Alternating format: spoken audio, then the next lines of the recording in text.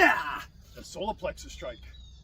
The solar plexus is a great target area in self-defense because it's a sensitive nerve center located just below the sternum where a concentrated strike can cause intense pain, difficulty breathing, and temporary incapacitation, giving the defender a moment to escape or follow up with additional techniques if necessary.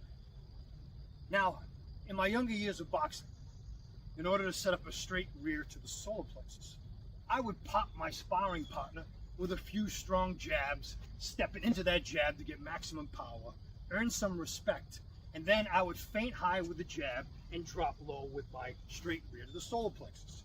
You can do that. That in itself is effective. But in the street and for self-defense, you don't have time to earn some respect with some jabs. That lead hand strike needs to do damage. And number two, you may not choose to punch the face in the street. You may choose to use an open hand strike, and that's your choice. So some options for an open hand strike could be the palm heel jab to the nose or underneath the chin. The eye jab, whether the fingers are apart or together, always slightly bent for impact. The claw, you can reach out to blind them, claw down that face and eyes. And a push. You either push that face or you put your hands in the face for that moment, for a moment so you can drop down and bury a nice solar plexus strike. Now right there I used a thumbless fist, a thumbless vertical fist. And that is another option to the straight rear with a horizontal fist. So again, to make that thumbless fist, roll your fingers and then lock the thumb on the top. You can do it with the thumb on the outside as well on that vertical punch. That's your choice.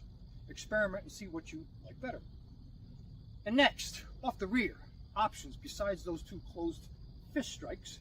Open hand strike can be a palm heel strike with a palm heel to that solar plexus. Now, I wouldn't do it to someone shorter than me. I would do it to someone my height or taller. But Bob is short because the stump is short. And next, close quarters, is that elbow. Drive that elbow into the solar plexus using the point of the elbow, not the forearm. Drive it through that solar plexus. On the low line, you have a knee. I may blind him with an eye jab. Palm those ears, thumb those eyes, put my palms on the back of the head, palm over palm, high on the top of the head, forearms in tight. Pull that head down and then drive my knee into the solar plexus. Notice my toes are pointed down.